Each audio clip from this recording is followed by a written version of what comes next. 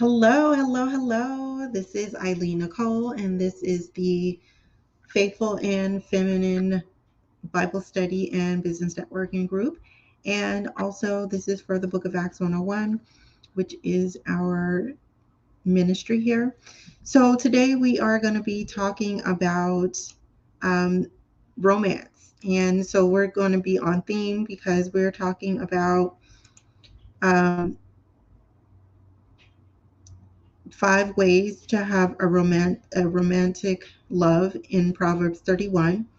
So let's get to this. And so we're going to just go over 5 different ways that we can practice love and we can stand on the Father's business, stand on the Word of God, and honor Him for everything that we do, including romance, including marriage, including sex, and including children, which ultimately is building a family. So let's get into that. Let's start. So the first thing is we're going to value each other's contribution. So when we value each other's contribution, this is where the love is made. This is where the longevity is happening. This is how you last and make it stretch.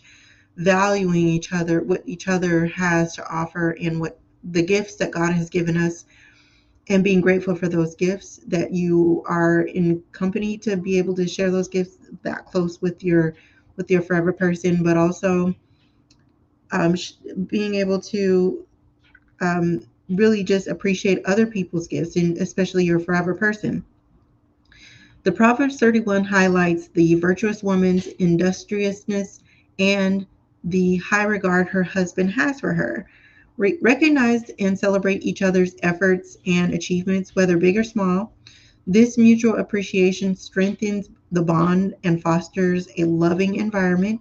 An example of this is regularly express gratitude for your partner's hard work and contributions, like cooking a meal or taking care of the household or excelling in your career.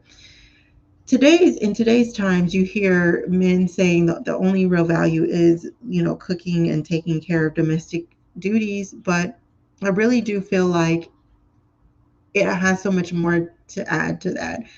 It many times in relationships, you have different experiences than your forever person is going to have. So this really is about helping, you exploring things you've never done with your forever person. Maybe it's on a vacation or a trip to a place that you've never been before, or studying a scripture that you never thought about in a way that your forever person sees it, or meeting new Christian couples, or um, maybe even starting a business together. There are so many other contributions that you can add and share with one another, other than just the domestic duties, that go deeper, and they include Christ.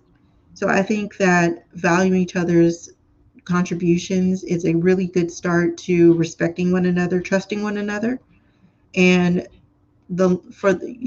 being in it for the long haul. Let's go to the next one. Cultivate trust and confidence. So in Proverbs 31 and 11, the husband trusts his wife completely, and she lacks nothing of value. Nothing.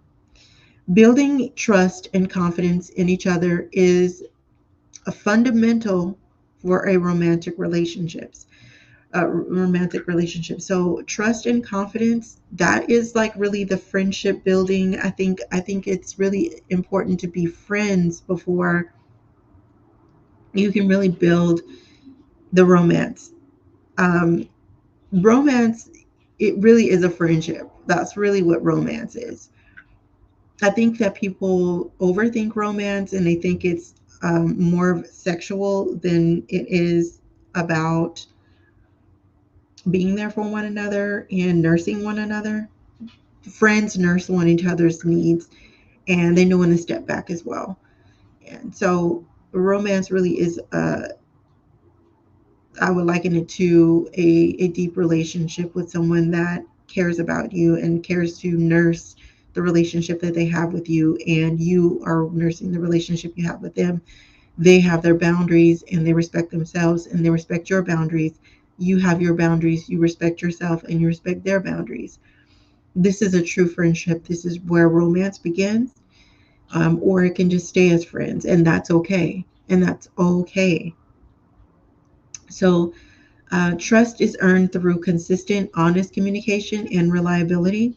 Example, share your thoughts, dreams, and worries with each other, creating a safe space where both partners feel secure and understood. This is, I mean, the trust aspect of it. You can't trust someone if you are not interacting with them, if you don't see how they move, if you're not observing what they do with information that they get. You are also observing how they treat people that they don't like. You are observing that because at some point they could not that they won't like you, but they could it could be in a you could be in a space where you're not necessarily someone that they want to talk to. How you would know how they're going to deal with that situation because based off of how they are dealing with people that they don't like. If they don't like a situation, they'll treat it the same exact way. They'll treat it the same way, and so um, you want to just kind of observe. You don't want to intervene unless they want to talk about it. Then you can talk about it. But I would just sit back and observe and see how they treat. How do they problem solve things that they don't like? That's so important. It's so important. Let's move on. So support each other's growth. Proverbs 31 and 26 through 27 describes a woman who speaks with wisdom and looks after the affairs of her household diligently. Supporting each other's personal and spiritual growth is essential.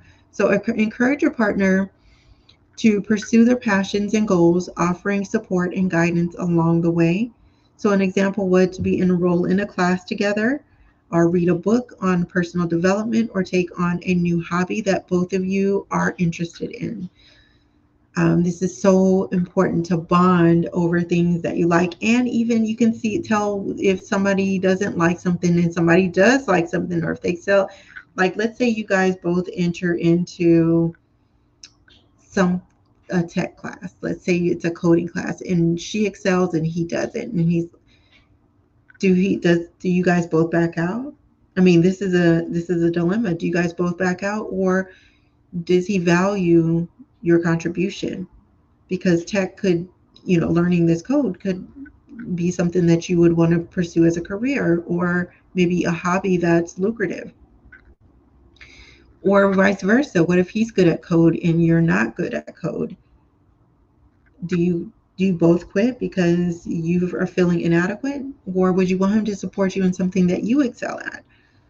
So giving each other grace, and also when you're not feeling as confident in doing something in front of your forever person or in front of your friend, um, that's part of growing, and it feels uncomfortable, but you have to be okay with feeling uncomfortable in front of your forever person, in front of your friend, because they're not there to say, oh, well, you suck at coding.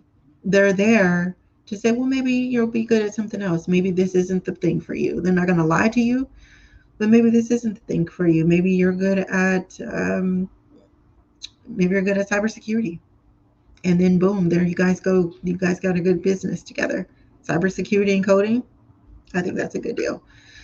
Okay, so let's look into practice kindness and generosity. The virtuous woman is noted for her kindness and generosity, Proverbs 31 and 10. And kindness isn't something that nice and kindness isn't the same thing. Nice is when, with people on TikTok, there's this woman where she's like the HR lady, right? So, and I say that to say, nice is what you do when you go to work, like you're nice to people, you're nice to the people that you work with, you're nice to the customers that you're interacting with, but you don't really know these people per se. But kindness is you are genuinely considerate with other people, about other people's wants and needs with respect to your own. And so that is something that is sustainable. And when we're looking for qualities and characteristics, we want to look for sustainable qualities and sustainable characteristics, even if it's something that you don't have yet. So let's say you want to be more organized. This is a great characteristic, and you're not as organized as you can be or should be. This is something that you can work towards, but it is sustainable if you find a way to stay organized. You can find a way to sustain it. Maybe every other week, every other day out of the week, you organize certain things, and so everything, all in all, stays organized. In romantic relationships, acts of kindness and generosity can make your partner feel cherished and valued. Small, thoughtful gestures can have a big impact on your relationship. Example, so surprise your partner with their favorite treat, write them a heartfelt note, or simply do something special for them without any occasion. So, like this would be like a picnic in the park, or um, a matinee in the park, or if you take them on a day trip on a local cruise, you can definitely do that. Or just writing them a card, a handwritten card, just saying thank you and you love them and you care about them. That goes such a long way. Let's move on. All right, so cherish and praise each other. Proverbs 31 in chapter 28 through 20, chapter 31 verses 28 and 29 shows the husband and children praising the virtuous woman. So regularly praising and cherishing your partner helps maintain a positive and loving atmosphere. Sincere compliments and recognition reinforce love and respect. So an example like this would be compliment your partner on their appearance, their efforts, or their character traits. Publicly acknowledge their strengths and achievements to make them feel special and appreciated. Today, in today's time, all over social media, men are very brutal in their opinions towards women. They are very judgmental, and they don't want the same type of judgment on them. And they shouldn't have the same type of judgment on them. But in today's world, it's very normal to judge women and expect her to conform to every single man's idea of what he wants one woman to be. And it's very frustrating because you don't want to be in the image of any man. You want to be in the image of Christ. That's our calling. And these are the same types of men that will ask for you to submit. These are men that you should not allow them to be in your face. You should get out of their face if they're asking you to submit. That would mean that Christ didn't tell you to submit. If a man is asking you, he has no authority over you, and he needs your acquiescence to gain authority over you. When Christ chooses a husband for you, he won't ask you to submit. Christ will tell you who your husband is, and you will already know that you already submitted to Christ and his will. And so you already have submitted. There wouldn't be a question. You wouldn't need to be coerced into this. It wouldn't be something that, you have to be finessed into doing. It would be something that is natural for you because you've accepted the calling of being a wife. And it is a calling. It's a calling because you have to honor God. Real marriage, real authentic marriage, raw marriage, the way that God formed it, is not about necessarily having children or even a family. It's about honoring God and honoring his order, honoring his will. Because you can be a married couple and not have children, right? Remember Abraham and Sarah? They didn't have a child till later on, right? So that just because you're married doesn't mean you're ordained to have a child. That's not what that means. But they still honor God with their marriage. This is what they did. That's what marriage is. Abraham and Sarah had a beautiful marriage, and he loved Sarah. He loved Sarah, and Sarah loved him.